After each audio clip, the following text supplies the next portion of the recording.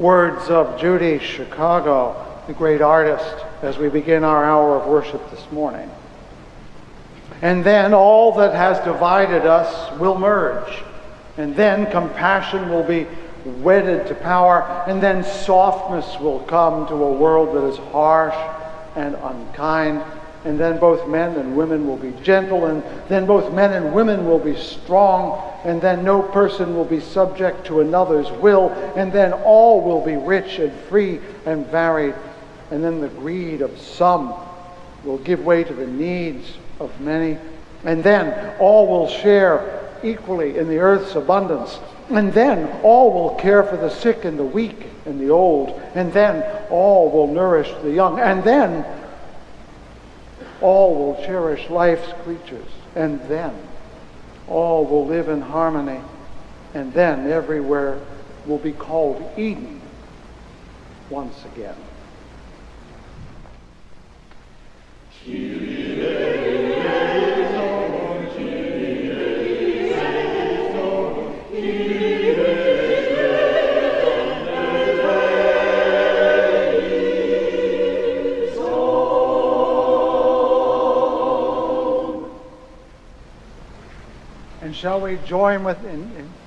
And shall we join with the choir in raising our own voices in song with the traditional Palm Sunday hymn, as recorded in our hymn book as Hosanna in the Highest, hymn number 262. Hosanna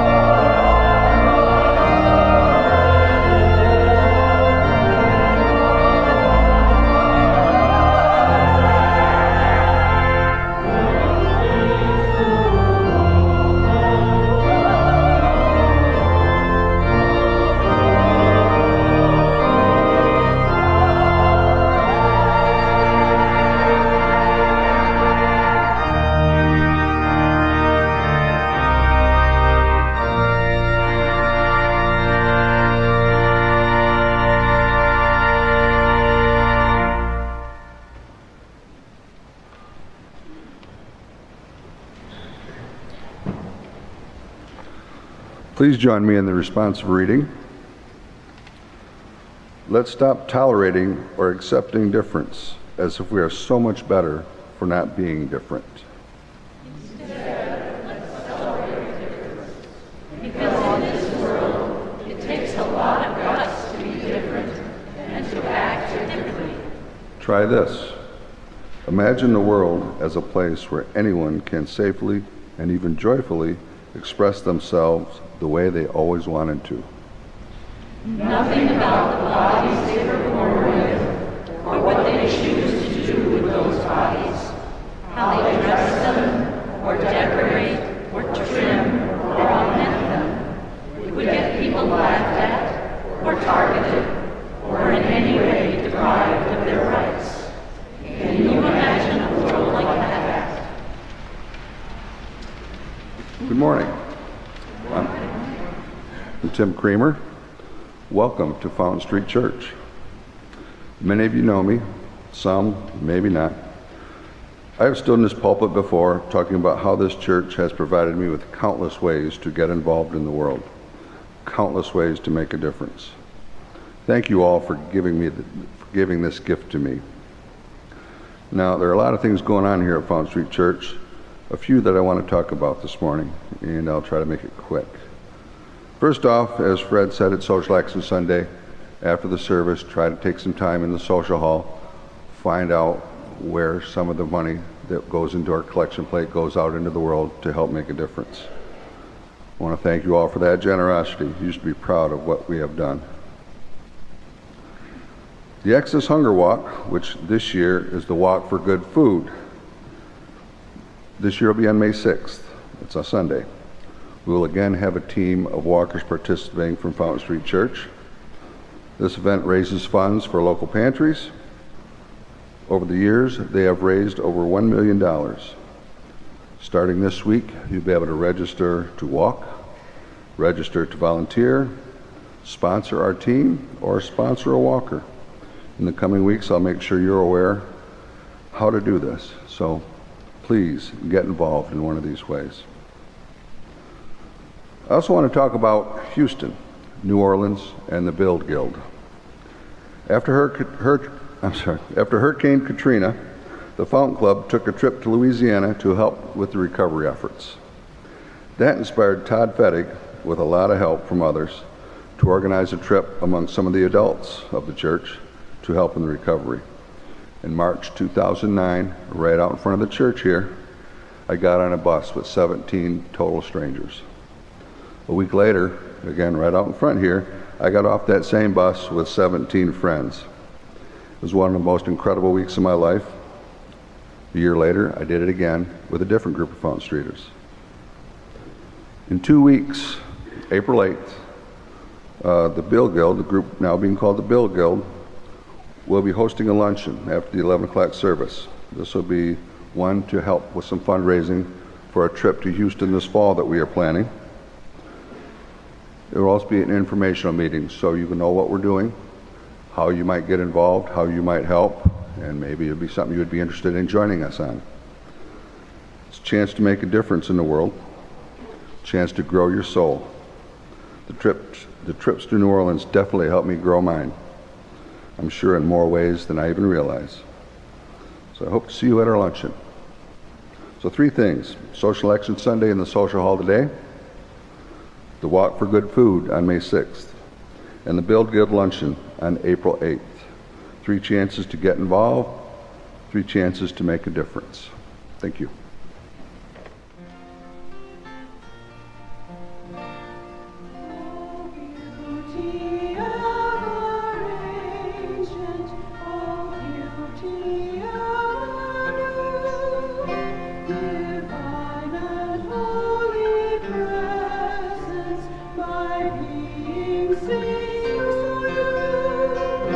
In gratitude, in worship, my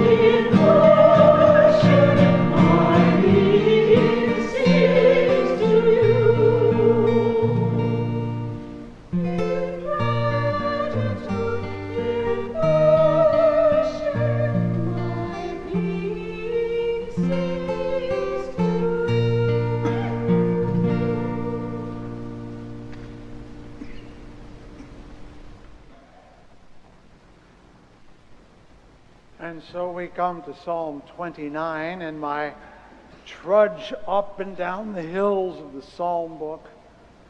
I'll do it a little differently when we get past Easter because I'd like to focus on a theme within the book rather than each one after another. But I've arrived at Psalm 29. And this one, well, I'll tell you more about it during the sermon, but it's one I'm familiar with and I've memorized in part for personal reasons. The first word is hard to translate, havu. That's the Hebrew. Does it mean hail? Does it mean ascribe? Does it mean grant? No one quite knows because it's Hebrew. It doesn't have an exact word for word equivalent, but I'm going to use the word ascribe, which means to describe, to give to, in this case, God, some qualities. So it's a psalm that says God is about and like and sound and is like this. Ascribe to Adonai, that's the Hebrew for Lord. Ascribe to Adonai, O divine beings. Ascribe to Adonai glory and strength. Ascribe to Adonai the glory of God's name. Bow down to Adonai, majestic in holiness. The voice of Adonai is over the waters. The God of glory thunders, Adonai over the mighty waters. The voice of God is power. The voice of God is majesty. The voice of God breaks cedars. Adonai shatters the cedars of Lebanon. God makes Lebanon skip like a calf and Syrian like a young wild ox. The voice of Adonai kindles flames of fire. The voice of Adonai convulses the wilderness. Adonai convulses the wilderness of Kadesh. The voice of Adonai causes deer to give birth, strips the forest bare. While in that temple all say glory. Adonai sat enthroned on the flood.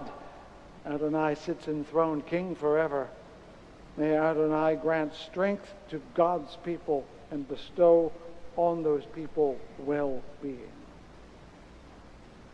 And now two readings that are utterly different. So now I wear this label queer emblazoned across my chest, writes Rita Mae Brown, or I could always carve a scarlet L on my forehead. Why does everyone have to put you in a box and nail the lid on it? I'm me. That's all I am and all I want to be. Do I have to be something? And words from Eudora Welty. You'll hear them later. It is not for nothing that an ominous feeling often attaches itself to a procession. In films and stories, we see spectacles forming in the street and parades coming from around the corner, and we know to greet them with distrust and apprehension because their intent is still to be revealed. You can tell I'm going to be talking about parades later and displaying something. There's going to be a wonderful song that I've chosen. Ms. Mary's going to sing it for us with all of its glory. But the point here is that we often look at parades a little less than we ought.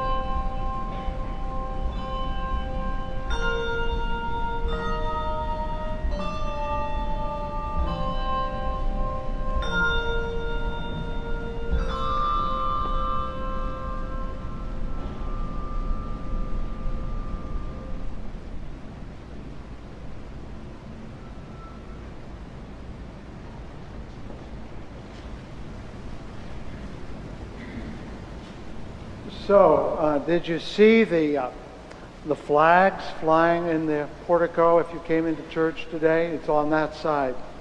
They are, it's the trans flag, in commemoration, in honor of, and the trans folk that live in our midst. This week is a week that leads up to the 31st, this Saturday, which is called the Trans Day of Visibility. And I want to lift this up because we have been a community that has affirmed outsiders as belonging to the inside. We've done that all our history. And I have a personal history here because when I was in college, I went to lunch during one of those days that colleges do. We can meet someone special. You know, there was a speaker and you can have lunch with them. And I ended up having lunch, not by myself, with another dozen students, with Christine Jorgensen. If you're under 50, you have no idea to whom I'm referring. But that was the first publicly known trans person who went off to Denmark to get surgery and was notorious and celebrated. And so I sat next to her at lunch and discovered, hey, she's a person. What a concept. I've been lucky, blessed, challenged, stymied from time to time by my experience with trans folk. There's a little girl in the church I served as a student minister who is now Mr. And golly, if he doesn't look just like the little girl I knew.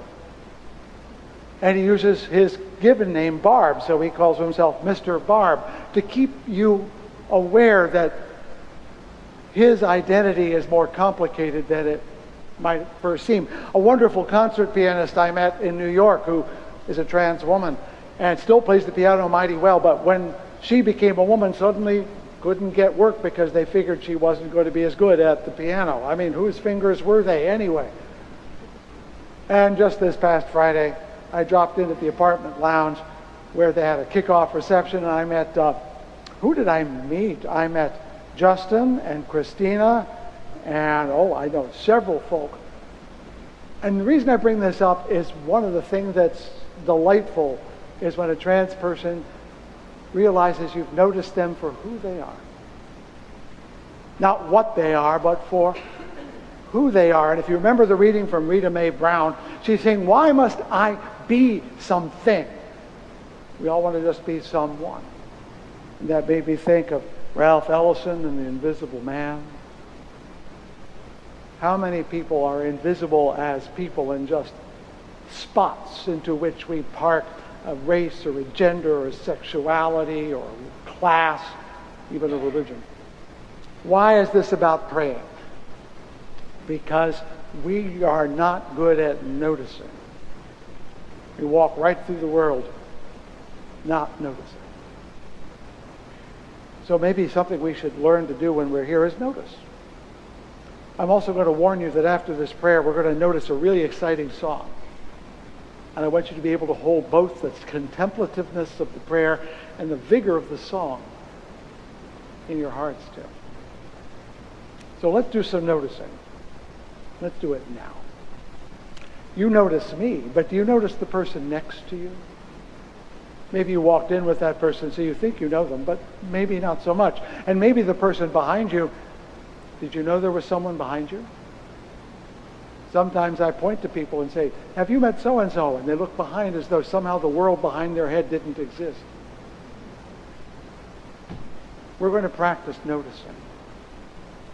The sound of the air blowing through the sanctuary at the moment, the way the light falls in the front and not on the back, how the stained glass is breaking the light up in the children's window in the back that tends to diffuse ever so gently on those in the balcony to my right. I'm going to notice that there are people here I haven't seen for a few weeks, and I love you for being present. And I love all the people I see every week whose loyalty, if only habitual, is dear and delightful. I notice the people with whom I have a relationship and those I don't.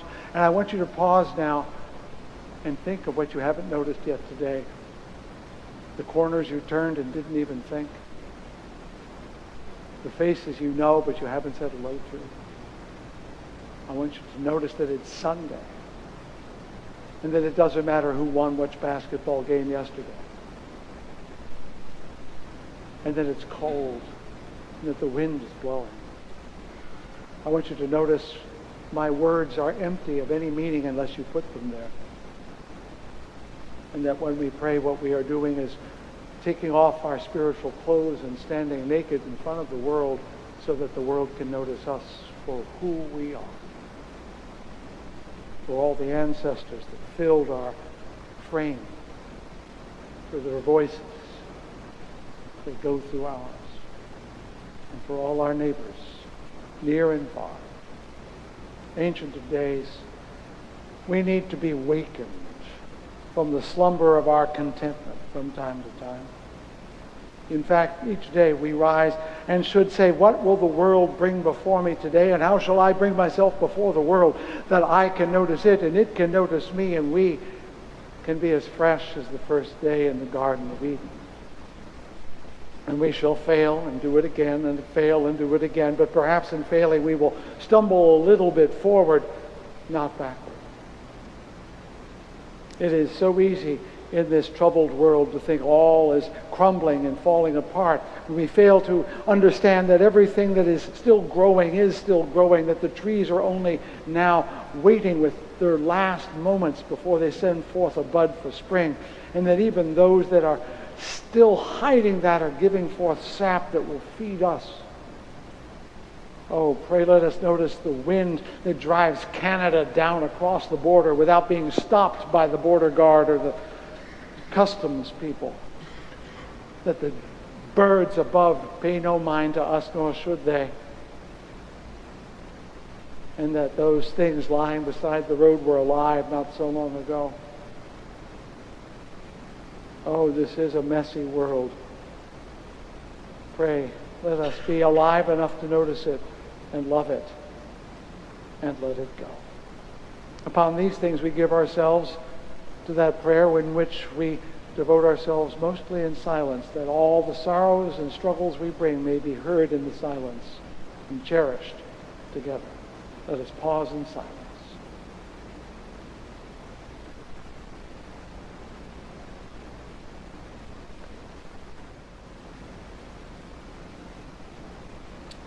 And so may it be. Amen. I'm going to introduce our wonderful musicians as they move into place here. If you've been coming to Fountain Street Church for any number of years, I've been here in Lent, I generally drag very unchurchy music into your life. In part because if you think religion is about church, you're wrong. The other part is that we sometimes overlook the depth of things that look not so deep. And this year I picked songs that I thought about as I read the Psalms. And I'll explain the connection in the sermon itself. But I want to point out this song is by Harold Arlen, who is also the composer of Over the Rainbow, perhaps the most beautiful song other than Stardust that's ever been written, and a very difficult song. So Miss Mary Ronemaker, I am delighted that you can be here, and she's going to turn up the volume, and you're supposed to have a good time, okay? Are we okay with that? All right. Mary, cameo, let's get these people on parade, shall we?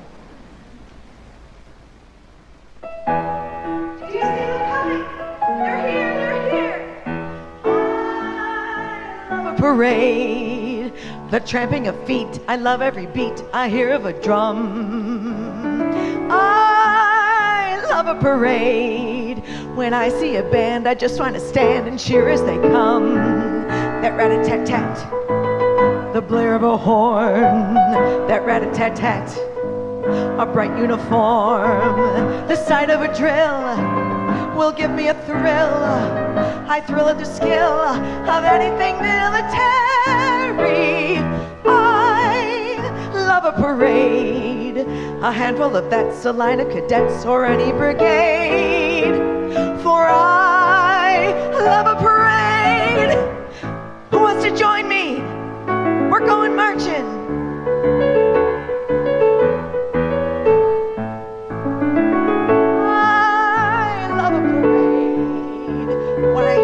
I just want to stand and cheer as they come. That rat-a-tat-tat, the blare of a horn. That rat-a-tat-tat, a bright uniform. The sound of a drill will give me a thrill. I thrill at the skill of anything military. I love parade. A handful of that's a line of cadets with any brigade.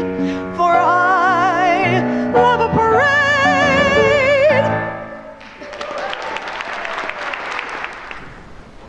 Have you done some work in theater? Maybe a little. So I want you to keep that experience in mind, because I'm not going to start there. I'm going to end there. Well, not even end there. I'm going to land there.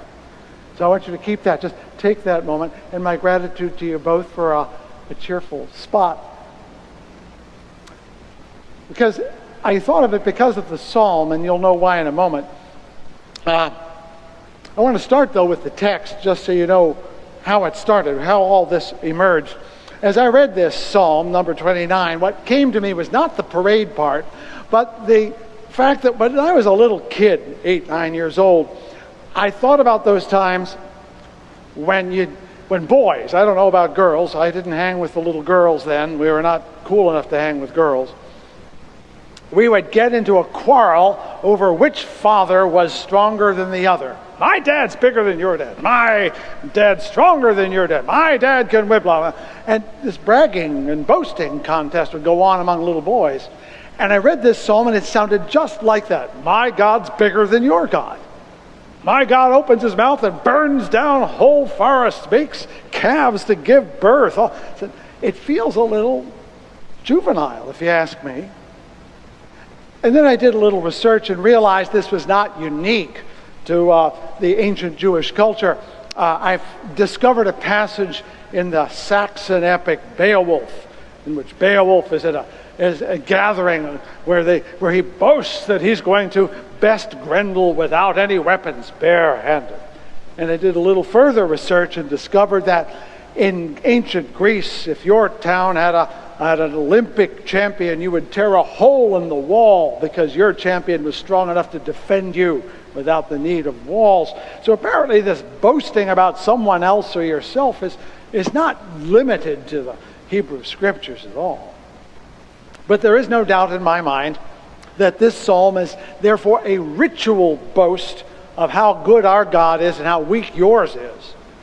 If you remember last year, I talked about Elijah, and one of my favorite stories is when Elijah literally challenges the priests of Baal to a contest to see whose God is stronger than the other. He says, go ahead, you get your God to set this pyre on fire. And they try and they can't. And then Elijah says, pour water on it, lots of water on it, just to make it harder to light. And he stands there, makes a prayer, and zap, out of heaven comes this bolt, and it consumed in fire, and everybody converts right there. It's a pretty cool story, and it's pretty clear that Yahweh is the way to go. This sort of thing is not just mythology, though. All of these are actual happenings, because there are cultures where this kind of ritual boasting is important. Ancient ones, yes, but I found as I did my research that it goes on in tribal Mindanao in the Philippines. Potlatches in the Northwest were a way of boasting how much money, stuff I have, and I'm so rich I can give it all away. Have you seen a Maori haka? The Maori are the indigenous folk of New Zealand. And when they meet in ritual combat, they do a dance that's supposed to impress you with their strength and their power. They're boasting that they are going to beat you.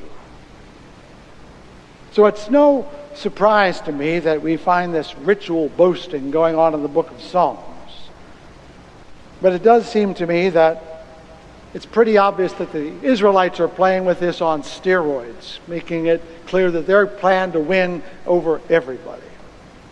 Now, it's fun to look at that from an anthropological perspective, but sadly, I'm finding this still too present in our modern world. Now, I was a young boy, but I do remember when Nikita Khrushchev went to the United Nations and said, "We will bury you," and we were all frightened by that. And I remembered that when our current president promised fire and fury to North Korea, making sure that that boast was understood as a serious, if reckless, promise. To my mind, boyhood rituals and tribal customs really don't work in modern diplomacy and statecraft, but it does seem to go on. For example, it doesn't have to be said, but it deserves noticing that we have a military armed services, and they're second to none, and I mean they're second to the next 2, 3, 4, 5, 6, 7, 8, 9, 10 nations combined. I discovered that half of all the dollars spent on military stuff in the world are spent by our government. And yet when you raise that question, you're accused of being unpatriotic. So clearly we still have a boasting problem that we got to deal with as a nation. But I'm going to put that to one side. I'm just saying I'm alert to those things, and you should be too. Now, here comes the part about the parade. What you can't read, because it isn't in the text, is that Psalm 29 is a liturgical psalm. It's used during worship. And every week during a Jewish Torah service on Saturday, as the readings come to an end, the Torah scrolls are lifted up for all to behold. It's wrapped in its cloak, and then it's paraded around the building so that everyone may see it and touch it reverently. And as they do this, this psalm is sung. Havu Adonai b'nei elim, Havu Adonai kavodo. And we're all singing as the procession moves around the synagogue. It's a parade every week. The person holding the scrolls goes first, and we all reach out with our talis or with our books to touch it, to show reverence. And then the people who read the Torah come afterward, and the rabbi, and we all bow and shake. It's a parade. It may not look like the parade you see on the street, but it is a parade. And so was Palm Sunday, when you think about it. It was a parade. And other parades go on all the time. I was in the St. Patrick's Day parade last week in my political life, and it was very odd to be waving at people as though I was someone consequential. What was even more odd is people waved back. And I began to observe the phenomenon of the parade as an anthropologist. Why are we doing this? What is being done here? What's the meaning of it all? And it took me a while to realize that a parade is a ritual. It truly is. It may not be a religious ritual. It's always, though, a ritual action where people kind of understand what's going on without saying. A parade calls attention to you. I'm walking down the middle of the street. That makes me unusual all by myself. If I can array a few people in front of me and behind me walking along, that means I'm getting your attention and you're giving it back. It's a demonstration of one's power. And that's exactly what a parade does. It demonstrates power. Now, in our American history, St. Patrick's Day Parade, Columbus Day Parade, Caribbean Day Parade, if you're in New York, Pride parades are all ways of saying, pay attention to me. Notice me. I am an outsider demanding to be taken seriously. Remember what I said during the prayer? A parade is a way of commanding attention. And in our society, groups that feel left out will hold parades to command our attention, to be taken seriously. And that's why they are noticeable. On the other hand, though, they are demonstrations of power in another sense that's not always so welcome. What was that phrase, Mary? I'm a thrill for anything military. Is that? Well, I thought about that because I was a boy in D.C. and I loved going to all those parades with all those soldiers and things. It was a long time before I figured out the soldiers did more than parade.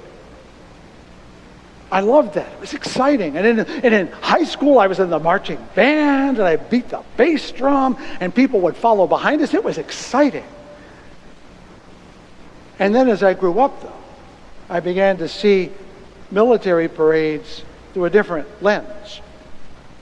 I remember films of German tanks rolling down the streets of Paris and marching soldiers there not to entertain, but to let all the French people know who's in charge. I remember that tanks rolled down the streets of Prague and Beijing, not so that people could be impressed, but to terrify them.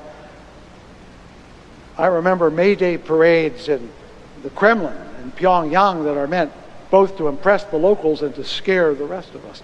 That demonstrations of military power on parade are not entertaining at all. They are formidable. They are, if not frightening, they cause us to be a little bit uncertain, as Eudora Welty pointed out. They may be marching with their guns on their shoulders, but that doesn't mean they have to stay there, do they? And of course, I think about this as our current president is so fascinated with spending millions of dollars on a military parade, and I can't help wondering what his purpose is in doing that. Is it to impress us, or maybe, well, I'll let you do the math. But what could be more different from all of these parades, be it St. Patrick's Day or Pride, or, for that matter, military parades, than the Palm Sunday parade? It is the least powerful parade I've ever run into anywhere. Think about it. Here's a fellow with a few ragged followers, comes down out of the hill country, says to his buddies, get me a donkey. Not a horse, an ass. And he decides to ride into town. Now, if you were King Herod, how would you ride into Jerusalem? On a horse, a tall one. And you would have soldiers walking alongside to impress people. Because in those days, a horse was like a tank. And those soldiers had sharp weapons. They were intended to remind you who's in charge. But here we have this fellow Jesus riding in on a donkey, an ass, a little low thing. You ever seen them? They kind of hobble along. It's not a very dignified... He looks more like Sancho Panza following behind Don Quixote. And Don Quixote's horse was nobody's idea of a great horse either. And who are these people following him? These raggedy peasants that don't have nice clothes on. And they start saying, Hosanna, Hosanna, which, by the way, is from the book of Psalms too. And everybody says, oh, look, it's a parade. What kind of parade is that? I don't even know. Oh, is that fellow from Galilee? Boy, is he looking silly today. Hey, let's go have fun. It's a parade that subverts the notion of a parade. It's an inversion of a true parade. He rides on an ass, not a horse. He's accompanied not by soldiers, but by peasants. They wave palms rather than anything else. It was a performance that was meant to mock the powerful by imitating and parodying their pretensions of power. And it worked. He got the attention of all the people who would rather be in a real parade. And pretty soon, he was in trouble. He was the least powerful parade master I've ever seen, I've ever heard about. Now, no one knows if it actually happened. There's only the witnesses of the Gospels. But it is a powerful story. And he does everything wrong after that. After the parade, he goes into the temple, turns over all the markets, and then what? Walks back up the hill that he rode down on an ass. Just imagine, just going back up. He hangs around with his friends for a couple of days. He has dinner with his buddies in an upper room. They end the Passover. And at some point he is found out by the people who are looking for him. Does he run off and hide? No. Does he assemble his minions to do battle? No. He goes very meekly and mildly. And what's more, here's this charismatic preacher who has healed with the very words of his mouth. And when people talk to him, what does he say? So you say. That's what you think. And when they're finally doing him in as a convicted criminal, he barely whispers. In some ways, Palm Sunday is a prelude to the whole week. He starts at the top and goes right to the bottom. A demonstration not of power, but of weakness. In fact, a rejection of power, the embrace of weakness. He went from a promising prophet to a corpse on a tree in the space of 5 days. And what parade does the world remember more than this one? I mean, you've all been to parades, but you all know this story, and this is the one we all remember. And I'm drawing a lesson from this, at least for me, maybe it's for you. There is a lesson about the pretensions of power. You can parade, you can march, you can display it all, but it is of no value. It is about the futility of force. That the Germans who marched into Paris did not march out. About the transience of human glory. But it is also a story about the durability of courage. The memory of suffering and how suffering pulls us together. And it's a story about the immortality of love. Watch that parade in the Scriptures. Imagine it in your mind. And see how it destroys all of our assumptions about what is powerful and what is important. In these saber-rattling, wealth-caviling, power-mad times, we would all benefit by keeping Palm Sunday in our minds and hearts. To put aside the tempting thrills of the parade and instead pick up the pilgrim staff, gather our friends beside us, and walk together into tomorrow. For this is the path. This is the only path that leads to true liberty, to genuine spirituality, and ultimate justice. We are pilgrims, friend, not on parade, but walking toward hope. And now let me bless this hour with the words of prayer that attach to those who have gone before us in these days, and ask that their blessing be upon these words that I have uttered and upon your presence today. I lift up the names of Morley Wilson and Adrian Dawson, and Cherry Carpenter, of Dorothy Davis, Don Hallis, Roger Shaw, John Bierce, and David McKenzie. God, filled with mercy, dwelling in the heavens heights, bring proper rest beneath the wings of your Shekinah to the souls of our beloved who have gone to their eternal place of rest. May you, who are a source of mercy, shelter them beneath your wings eternally. Bind their souls to you and to we the living, that they may rest in peace, that we may be at peace. And let us say, Amen.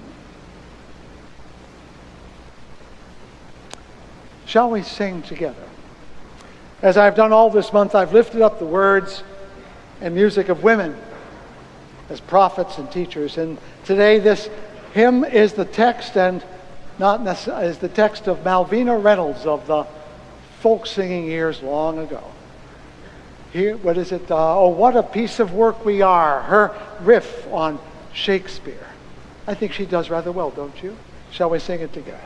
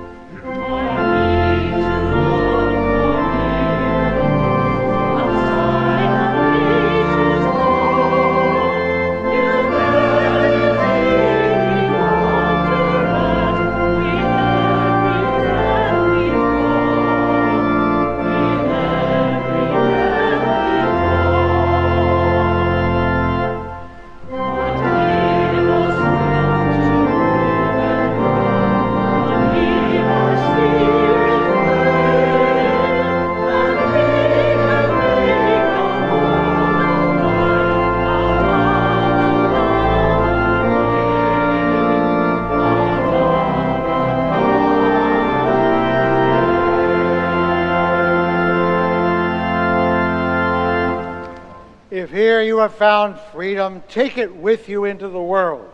If here you found comfort, go and share it with others. If you have dreamed dreams, dream them that others may come true. And if here you have found love, go back into this bruised and hurting world, loving it a little more than you did today. For this day and every day is a day which the Lord has made. Let us ever rejoice and be glad in it. Amen and amen.